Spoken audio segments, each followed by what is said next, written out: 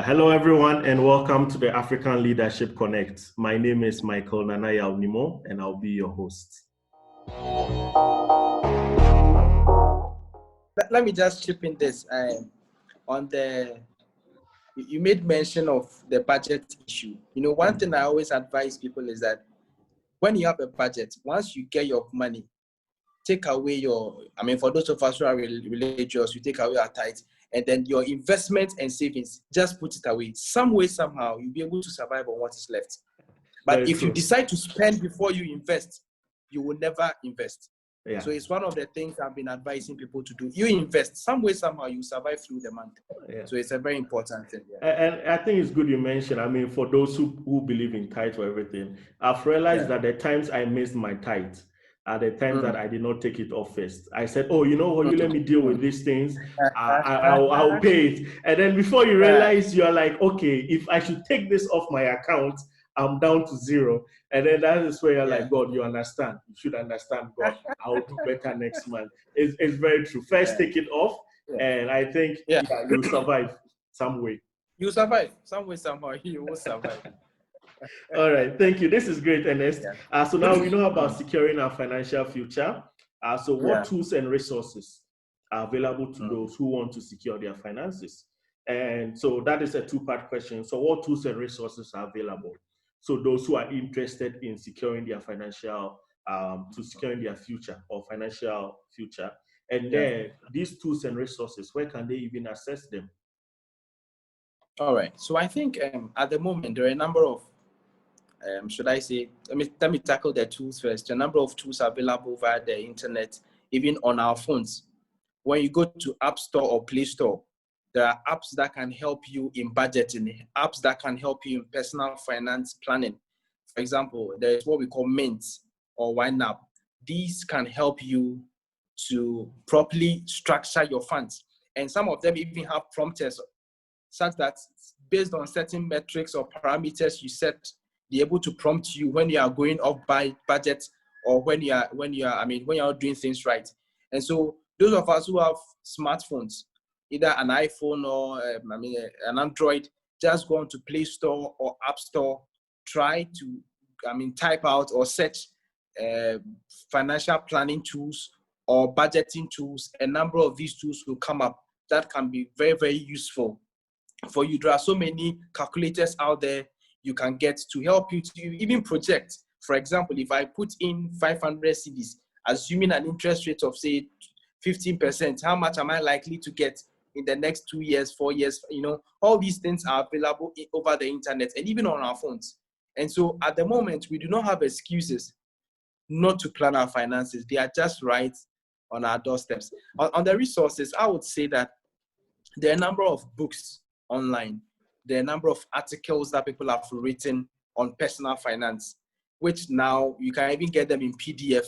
You don't even have to buy the book physically to read and pay for it. You can get it online and then read. One of the books I even recommend is The Millionaire Next Door by Thomas J. Stanley. It's a very good book for those of us who want to secure our financial future. It can really, really help us.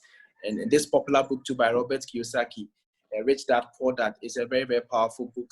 I think most of young women who are trying to make it financially, let's try and read some of these books. And one other important thing is that professional advice or an expert advice is also a resource that we shouldn't do without. It is very, very important. Let's try as much as possible to if you know someone who understands finance, who understand personal finance or investing, speak to the person. That person is enough resource for you to tap into. And then I would say that have accountability partners. It's also another resource. People who can keep you in check. You can have your budget. You can share with someone you trust so much. So at the end of at the end of 2 weeks, or depending on the frequency, I will come back to you to run you through what I've spent on, what I've used my money for. It helps to keep you in check so that at the end of the day, we are all working towards meeting our financial objectives. So these are some of the things and Excel is a very powerful tool. Microsoft Excel, very, very powerful tool that can help us in financial planning. I was about to ask you, some of us are old school. I have mine in Excel, just simple. Yeah. Expenditure Yeah. and then income. Income in green, expenditure in red. Anything in red, Subtract. subtract Exactly. from it. Simple. Yes. Simple. Yes. Okay. Yes. So thank you, Ernest. Thank you very much. So you've Mm. told us about tools, some of the tools, where to find them. You've talked about the App Store. You've now talked about Excel. And then the resources, you've talked about books and articles, which is great. Like things that you can read to inspire you to know more about some of these things. You've talked about The Millionaire Next Door. I've not read that one. I've written it down. I'm going to check it out. Rich Dad, Poor Dad. I think I read it whilst I was on campus so many years ago. And then there's something you mentioned. You talked about professional and expert advice. And I underlined professional and experts, not just the advice, but talking to a professional. And I think this is where some of us are a little bit hesitant when it comes to it's okay. Are people even willing to spend just a little bit, let's say, to get a qualified person to take them through some of these? But I can also say that some of these things, not all of them that you have to pay for. There's, I believe, resources or platforms online where you can talk to people, experts in certain industries, and they can give you some sort of free. Of course, free is always limited. Yeah, but if you really want to go big on securing your financial future, I believe at some point you have to pay something little. And that's why if you look at the billionaires, the millionaires, the thousandaires who are serious about growing their wealth, they always have like a financial advisor as part of their team, a fund manager. Some even have a wealth manager who basically his job is just to manage their wealth. So I believe this is very important advice. And something that you mentioned that personally I even took notes and I said I don't have is an accountability partner. I think you need this the most when you are starting off savings or you are starting off something. Because I realized when I wanted to actually start being serious about securing my financial future and I started budgeting, I believe the first 6 months it was just terrible. Like 1 month I'm on top, the next month I've thrown the budget away. I'm like, you know what, this is just difficult. But then because like how I persevered, it got to the point that consistently I'm doing it. But I will encourage that if you are starting off, especially find someone that you can say, hey, this is what I want to do. And as you mentioned, someone you can trust. Someone will not be shy of showing your salary, seeing maybe how much you are earning, and then knowing that, oh, okay, so after everything, this is what you are earning. And you move around like you own the world or something like that. But I believe this is very important. Thank you so much for sharing. Let me just say two things. Okay. One thing I left out was YouTube channels as well. Okay. You can get a lot of information on YouTube on personal finance. And then when you were speaking about people not wanting to pay for financial advice, I think some months ago, I had a show on financial health, assessing your financial health. And I likened financial health to our physical health. And the fact that we are always willing to go to the hospital to pay for the services of a doctor. But we forget that there is an aspect of our lives which can be classified as, you can look at it from that perspective as well. That's our financial health, which we also have to pay particular attention to. And I said that almost all of our life's goals have financial implications. So even going to the hospital to do that check, you need to pay for it. Yeah. And so why wouldn't you take your financial health seriously? Why wouldn't you pay for an expert advice when you can pay for, your physical health? So these are some of the things that we need to consider to help us to have a proper financial life. Yeah, thank you. Yeah, I believe so. Yeah, when it comes to health, everyone understands. Yeah, actually, people will tell you the more you are paying for it, that means the better services you are getting, because they believe that if they charge you more, then there's something they are doing that is very well, that's very good. Yeah. Yes. Yeah, thank you, Ernest. This is an awesome education about securing our financial future. Yeah. So we are mid of the discussion, and quickly, I just want to know any pitfalls. I think some of these we've mentioned them retrospectively, but I just wanted to know any pitfalls that we should be wary of or try to avoid in order to secure a great financial future for ourselves.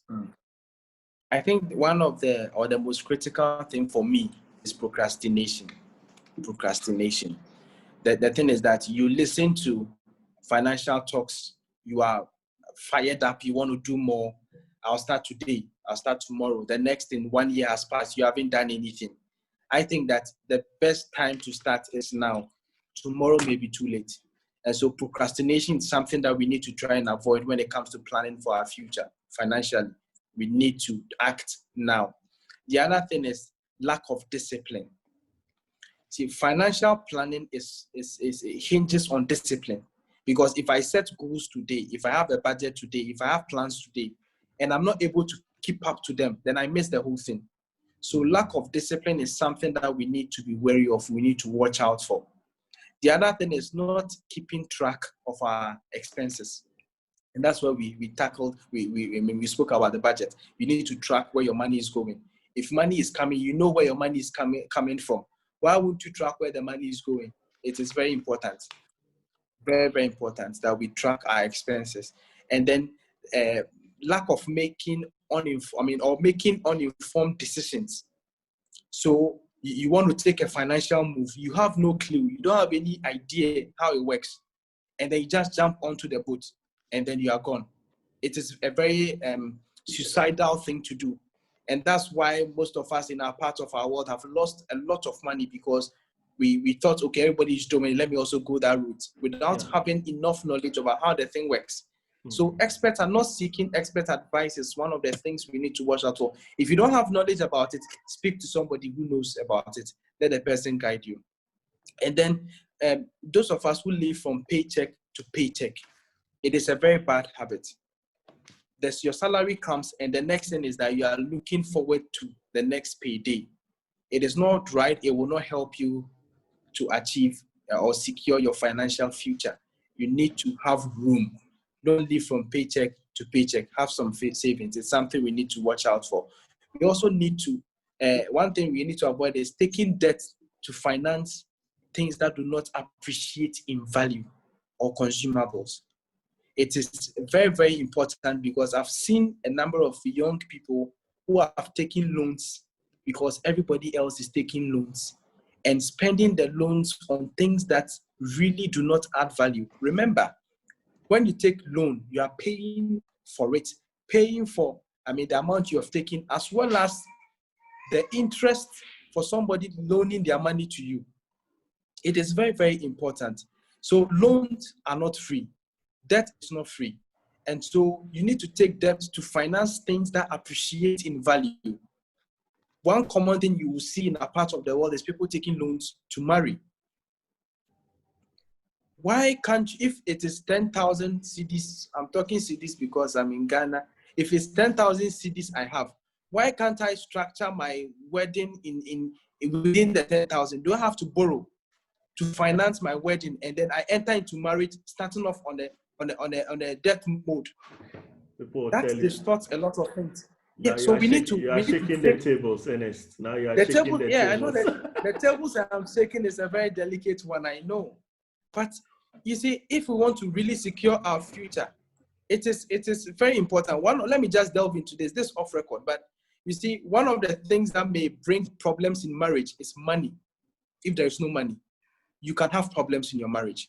And so you go and take loan, you marry, you start off in marriage, and you are struggling financially. Trust me, you never find happiness at home. And so we need to understand some of these things. Take loans to do things that appreciate in value. If it's a house you are financing, that's good. You can do that.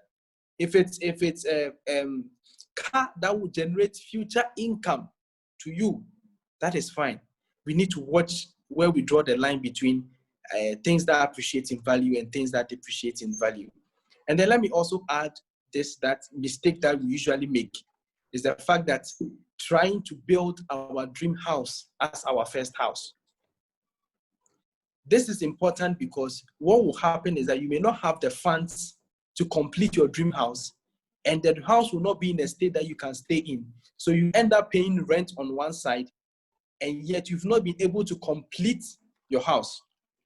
In Ghana here, rent is very expensive. Or should I say housing is very expensive, whether you are renting or you are buying or you are building. And so if you decide to go the route of building my 4-bedroom house or 5-bedroom house, my dream house, trust me, by the time you finish building that house, your children would have left to go and marry. And you now complete the house and you'll be staying in the house alone, and the rooms will be gathering dust and cobwebs. So we need to be prudent when it comes to our housing decisions. If you are starting off and you can afford a 2-bedroom house, a single room, or a 1-bedroom house, build it, stay in there, and avoid paying rent at a very early stage. Mm-hmm. And then once you are done, then you can have all the time in the world to put up that dream house. But don't start off with a dream house. You may end up not completing, and you will still be paying off rent. And then let me just add this last one. Taking more debt than you can afford. So you go in for loans with very high interest rates, and then you are paying. Meanwhile, you can't afford. So by the time you are done paying off the loan for that particular month, all your money is gone. You can't do any other thing again. It doesn't help you. From a net worth perspective, it doesn't help to improve your position. You just be depleting. You just be paying off so much in debt, but at the same time, you're not building any value for yourself. So let's not take more debt than we can afford, just so we don't end up spending a chunk of our income on debt financing.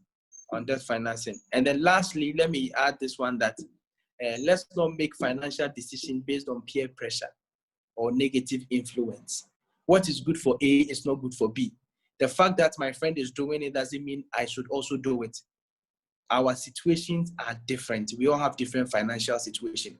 Some people may have started off very well based on where they are coming from. Your family background may be very rich. My family background may not be rich. I can't do the things that you are doing. And so let's not take decisions because someone else has done same, and so which I want to do. Our situations are different. So let's try to avoid that as well. Okay. Yeah, thank you, Ernest. I think this has been very deep. I think I had to write down almost everything you were talking about. So just to go over everything, most of the salient points you mentioned. You talked about procrastination, and we all know how they say that procrastination is a thief of time. From primary school, I remember that one very well. Procrastination is a thief of time. And then you talked of lack of discipline. I think like everything in life, it's all about discipline.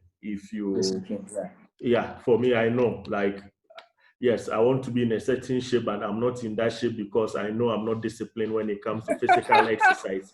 So I can't blame anyone. I can't blame anyone. So when I look at my one pack like that, I'm like, yes, I have one pack because I'm not willing to work for the 6-pack. Yeah. Yeah. So I think it's the same thing, even in career, when you're building a career, there's a certain level of consistency, dedication to the job that we do. You can't move from entry level to, let's say, where you are now as a general manager, as a director, as a CEO, by just doing things anyhow, by sleeping whenever you want to sleep, by waking up whenever you want to wake up. If your work demands that you have to be at office by 8 a.m., you have to be at the office by 8 a.m., and that is discipline. So I think like all things, like we do, if you want to start a business, it's discipline. You have to keep to it until you succeed. So the same thing goes with financial security. Yeah. We have to be disciplined. It's not easy saving the money. Sometimes sometimes that you just spend the money, but then one thing I learned was having a budget, and that comes to not keeping track of expenses. You mentioned that as well.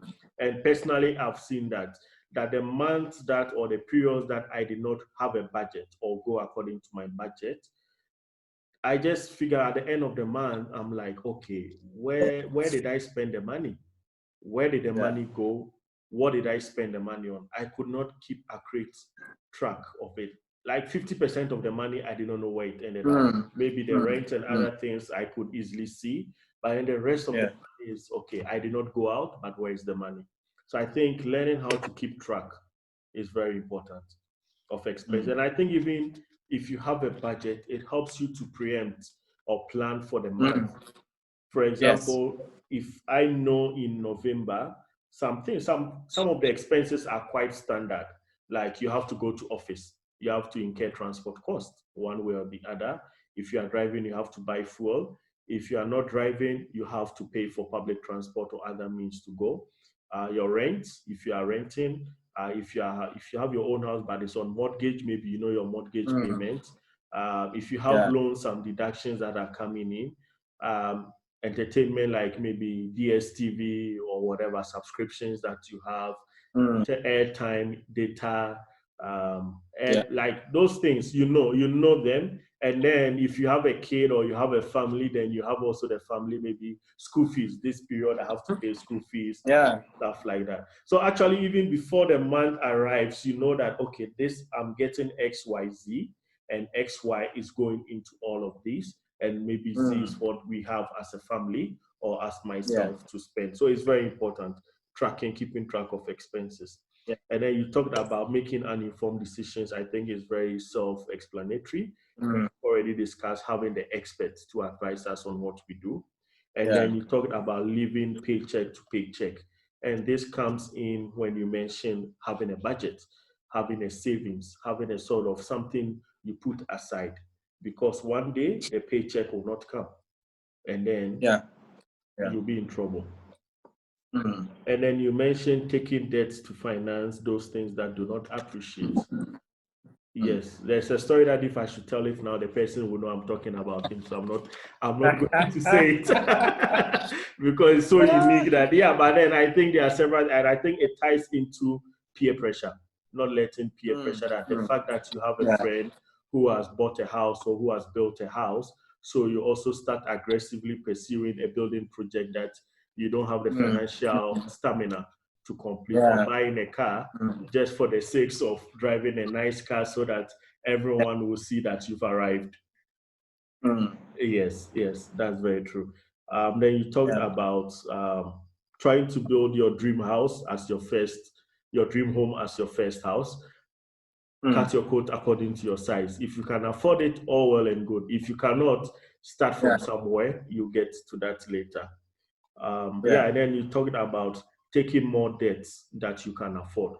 Very true. You have to know. I think that's why even in some countries like in Uganda, the government has a policy of certain deductions being capped at, I think, 50%. So you can't go for a loan and then they take all your salary. So legally, certain deductions cannot go beyond 50% of your salary, just to save people from taking too much loan, whereby at the end of the month, there is nothing. So these are things that I think you've made very clear we have to be wary of, the pitfalls we have to avoid. Thank you very much. We are coming to the end of our discussion. So before we wrap up things here, I just want to ask you, are there any 3 to 4 tips that you want to give to the youth or the young ones to help them secure their financial future? Yes, one thing I would say, or a number of things I'll be talking about, financial security is a product of a good financial habit. And so if your financial habit is not right, it will be difficult to secure your financial future. So you need to start developing the right financial habits. And we need to understand that every good thing takes time. And so patience is very important when you want to secure your financial future. It can't happen in a day, but it will happen over time once you keep up to the plan. There is this thing that I would want to say is what we call the CEO principle. This is something that we all have to try to adopt. The C stands for we need to cut costs as much as possible. One thing I've realized is that if I want to buy something, there is always an alternative or a substitute that may serve the same purpose, but I can get it at a lower cost. I need to also understand that Like I mentioned, not everything is important now. Certain things, I can do them later. So we need to try to cut costs when we have to. The E stands for earning more. We can't achieve financial security when we are relying on just one source of income. You often hear people say that let's have multiple streams of income. What else are you doing on the side? How well are you improving yourself so that you become more marketable? You can earn extra income aside the work you're doing. That way you'll be able to have a larger base in terms of income that is coming in to you, and that will directly feed into securing your financial future. Then the O stands for optimizing your spending. Optimizing your spending. Let's sometimes do some shopping around when we want to spend, so that we know we are paying for the things that we want at the lowest price. So take a moment to just find out if there is any best price out there. And so optimize your spending as much as possible. Don't just spend anyhow, but spend prudently. Let's also stay focused and committed. This financial work or financial journey is not easy. I was telling that young man that the key thing is focus and being committed to your plan. Because when you have a plan, which is something that you can't do without in terms of securing a financial future, you must be focused and committed to that plan. Because it is out of that that you'll be able to achieve the plan that you have set for yourself. And also, let's have a modest lifestyle. See, one thing that usually happens with most of these young people is they always want to show off, in quotes. Some of them want to show off, want to live life as though I have it all. Even if you have it all, sometimes you have to be modest in your spending, in your lifestyle, because tomorrow is not guaranteed. The life you're having today is not guaranteed tomorrow.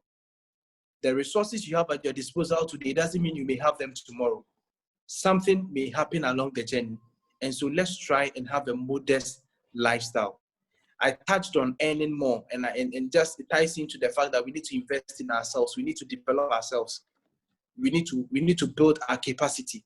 We need to enlarge ourselves to be able to do a lot more than we are currently doing. We need to perform above capacity. Let's not perform below our capacity. We all have a lot of potential in us, things that we can do that can put us on a very high level in life. We need to try and invest in ourselves and then do that. And let's take extra efforts to be financially literate. We can't walk this life if we know nothing about finance. Let's take the extra effort to read, to learn, to know something about finance, because it will come handy, it will help us along the journey. And then let's start early. Let's start early. If you are hearing me today, if you are listening to this show, try as much as possible to start. If you haven't started anything, the time to start is now. Start now, and you will not regret later. Finally, let me just say that you need to improve your net worth. Net worth is basically the difference between what you own, what we call assets, and what you owe, what we call liabilities or your financial obligations. So I always say that every financial move you make should be geared towards improving your net position or your net worth. So don't make financial moves that will reduce your net worth. Because at the end of the day, if we want to value you as an individual, you must have something in the positive, not a negative net worth. That is very dangerous. Thank you very much. Thank you. Wow. This is intense. That's a lot of things you've been bringing out today. I'm going to go over some of the things that I'm picking up, and these are profound statements coming from you. You mentioned something about financial security is a result of good financial habits. Profound statements you made there. You talked about having patience. It takes time to do something, and it tied into, I think, one other thing that you mentioned, staying focused and committed, because we live in a certain, I think our generation, the generation we are in now, everyone wants something fast. There's fast food, fast communication. If you want to talk to someone, you just send a message, you just click tap, and then the person receives it 4,000 kilometers away. Not like when we were in school, pen pals, those days of pen pals where you write a letter, it takes 3 months, it takes 3 to 4 months before the person replies. Or it's just amazing how things have changed. And we are not that old. We are just talking about 20 years, 15 years, 10 years ago.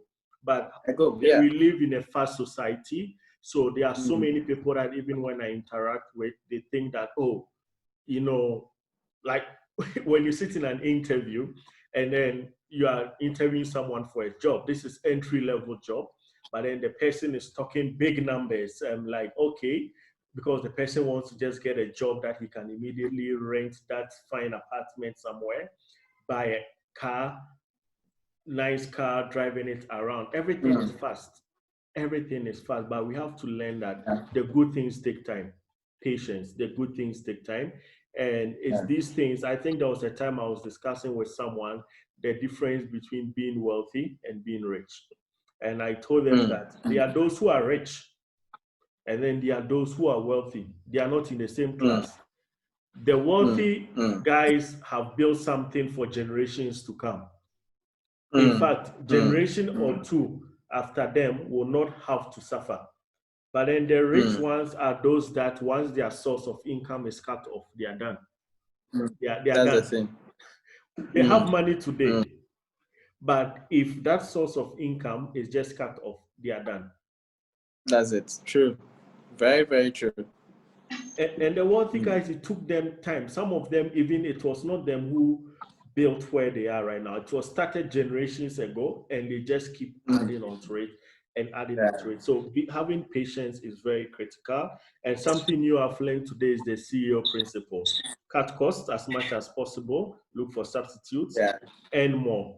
Don't rely on your one source of income. If there's any manager here listening to me, when your people start doing something on the side, don't blame me. I'm not responsible for that. But even I think one word of advice, because we are all working in some capacities, not in our own businesses right now, is yes, but don't let that affect your primary source of income. Take your job You need serious. to draw the line. Yes. You need to draw your job serious. And then you talked about optimizing your spending. And I think I wrote down here, research before purchase. Before you buy something, research, ask around what is the right price. There's nothing like bargaining. It's a good thing, learning how to bargain sometimes to know that this is what normal people are or other people are paying. So I should not pay too much for that. And then you talked about staying focused and committed. I think we've already discussed that. I've gone into that. And then living a modest lifestyle. Very true. But also, it all goes back to this social media generation we are in. Everyone wants to show off what they have because you post a nice picture of you, 2 likes. But stand behind a Bugatti or like something dressed in a certain way, and you get 2,000 likes, 3,000 likes. So everyone is living for the glamour. Everyone is living for social media, which is a pitfall we have to avoid. And then you talk something critical, investing in ourselves or developing ourselves. I'm so much into development, personal development. So when I hear some of these things, I can just turn in and then talk about this for hours, but it's very critical. It talks to earn more, you have to invest. You always have to show why someone should pay you more for what you are doing. But that comes from investing. And I keep telling my leaders, those working under me, that look, yes, you want higher salary, you want to be paid more, but what results are you delivering? But you can only deliver. Yes, the company has some sort of responsibility to train you, but you have to take personal ownership that this is where I see myself in the next 3 years, 4 years, 5 years. And in order for me to get there, I have to invest in myself. Because after all, if you leave the company, you live with the knowledge, you live with the experience, you live with what you've invested in yourself. You are never the loser. Yes. So we have to invest in ourselves. Yeah. I love this one. And then you talked about take extra efforts to be financially literate. I think you've given us the resources. You've told us where to find them. Instead of watching movies on YouTube or clips on YouTube or social media, use these same tools. On these same platforms, they are educational things about financial literacy. Yeah. So instead of spending, and it's so easy to spend 2 hours on social media and not learn anything. Yeah, it's amazing, eh? That's why I deleted Facebook from my phone, because I know that it's just on my laptop, because I know that once I go to Facebook, oh, I'm just replying to some messages. By the time I realize 2 hours is gone. 2 hours is gone, yeah. Yeah. So this is very true. We need to take extra efforts. The same way we take time to study about our jobs and etc. Let's take the time to study finances. Read books. You've given us some wonderful books to read. Let me just go over some of them. You talked about The Millionaire Next Door, which I'm going to read. You talked about Rich Dad Poor Dad, which is very popular. And then also you told us about where you can get. Just search. Sometimes it's just easy. Something comes to your mind. Just Google it. Thanks to Google now, and you can search for everything online nowadays. Just get yourself educated. Learn something. Learn what interest is. What is interest? What is interest rates? What is the difference between, let's say, treasury bills and stock? Learn some of these things. What is a fund? Fund management. Those kind of things. Learn something about finances. Very critical. And he talked about start early. Yes, that is the optimal approach, is to start early. But I also want to say that no matter where you are, you can always start. It's never too late. Yes, you have to dig yourself out of a hole, but it's worth it. It's worth it, because if you don't start early, you make bigger sacrifices. But no matter where you are, I want to tell you, it's good to start early. And I want to add something to what you said, is start early, start with whatever you have. You should not be making millions. I mean, those in Uganda or East Africa, maybe when I talk of millions of shillings or something, whatever you are earning, just put something aside and see it accumulate. I was talking to someone about savings, and I told him, look, when I put in some money on the side, I consider it money lost. Like I've lost that money. Assuming I've lost that money or I've spent that money on something, I will not get it back. So I forget about it, that I've saved some money somewhere. So no matter what you have, just put a certain percentage. You've told us about the 50, 30, 20, 70, 30. There are different variations of it. There's the 60, 30, 10, so many variations. Check what works for you. Check which approach works for you based on what you are earning, your age, your goals for the future, and you use that to set a target for yourself. And then you talked about improve your net worth, meaning basically in financial terms, you are looking at your, if I should say, assets versus your liabilities. You have to make sure that your assets outweigh your liabilities, and you've already taken us through knowing what is an asset. Where do I put my money? It should appreciate. It should appreciate. It should appreciate. Yeah, thank you very much, Ernest. I don't know if there's any final words you want to have, but we are at the end of this wonderful session. Personally, I've learned a lot about securing my financial future, and I hope it's also a blessing to everyone watching or listening.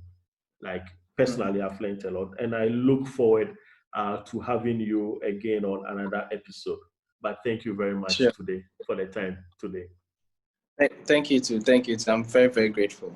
Wow. Very grateful. Thank you. Yeah. So thank you everyone for watching or listening to this episode. I hope you found it as educative as I did. I've kept notes. Literally, I have notes here. So many pages I've taken. I hope you found it as educative as I have. Let's keep the conversations going, and just send your thoughts, your messages, comments. Let's keep this conversation going. I would like to know what you think about this. If you have any other topic, any form of discussion, or if you want to reach out to Ernest, to know more about securing your financial future, I think you'll be very obliged to help anyone who is interested. You can reach out to me. I can connect you, or to train your people, train you, or anything. I'll be very happy to connect you. Yes. See you all on our next episode. My name is Michael Nimoh, and I'm out.